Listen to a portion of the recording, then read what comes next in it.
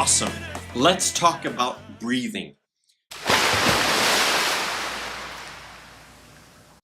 Just like a table may be made out of wood and a car may be made out of metal, well, singing is made out of air. Air is the very substance that voice is made out of.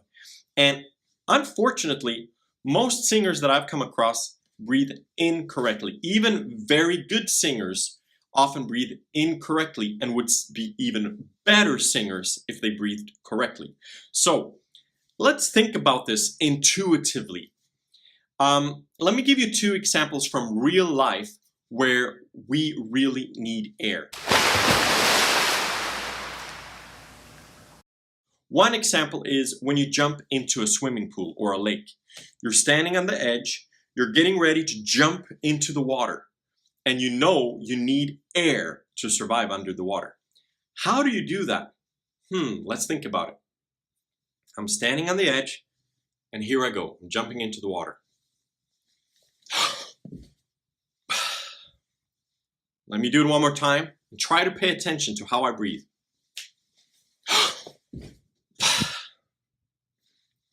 What you noticed there probably was an explosive breath. Let's give another example. Let's say there's a smoke-filled room and I need to run in and save my pet or bag or whatever. Okay, here's the smoke-filled room. I'm running in. Okay, ready? And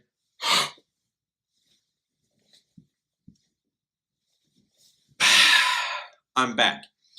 Now, in both these scenarios, whether I'm jumping into the lake or I'm running into a smoke-filled room, I breathe the same way. Short, explosive breath.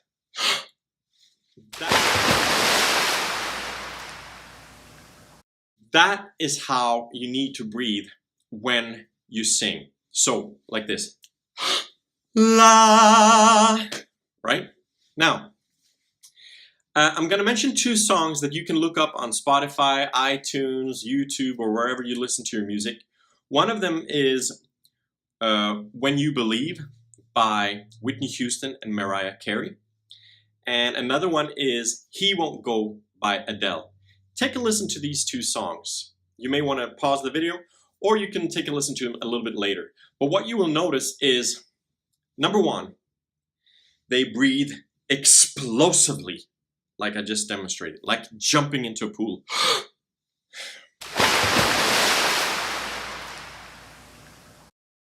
Number two, you're going to notice that they breathe very frequently. If you listen to When You Believe, try to count how many words does Whitney Houston sing before taking another breath. You'll be surprised to discover that on average, she probably sings 2.5 or 3 words before taking another breath. Quite often, she sings only 1 word before taking another breath. Can you believe it? Now, it's not like she can't it's not like she can't sing a note and hold it for, a minute. She could if she wanted to. But she chooses to just sing a single word and then take another breath. Interesting. And the same with Adele. If you listen to He Won't Go, you'll notice that, oh my goodness, she only sings for like 3 seconds at a time. He won't go, and then takes another breath, even though she could definitely sing a lot longer. So I want to address this point. Why would they take breaths so frequently? Most singers out there, who aren't maybe professional or who may be using a different technique, they have the survival approach where they take a breath and then they sing and they sing and they sing and they sing until they get to the very end of the line and they're out of air, and then they take another breath to survive. There's a problem with that. As we discussed earlier, air is the very substance that the voice is made out of. What that means is when you're full of air, it's like a carpenter with a toolbox full of tools. You have all the resources at your disposal, and you can form and shape and manipulate your voice to maximum effect. Let's call that gold quality of singing when you are full. Now, once you go from full to, let's say, 70% full, that's like having a toolbox with only 70% of the tools. And now you can only shape the voice 70% as well as you could before. So I would call this like silver quality of singing.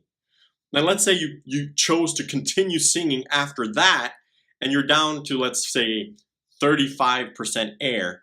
Well, that's like you having a toolbox with just 35% of your tools.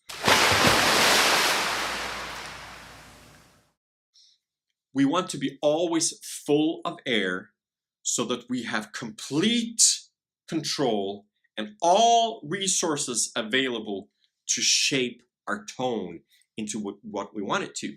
So you see the difference between these two approaches. This wrong approach keeps singing until they're out of air, despite the fact that the voice is getting worse over time, right? The other approach, as I just showed, like with Whitney Houston and Adele and many others, isn't concerned with surviving. They're concerned with the quality of the sound and the ability to shape it. So they'll sing, they'll be at 100, they'll sing, and then when they're like 80% full or maybe 70% full, even though they could go on singing, they'll take another breath. So I really do recommend that you check out When You Believe by Whitney Houston or He Won't Go by Adele, and try to learn from this.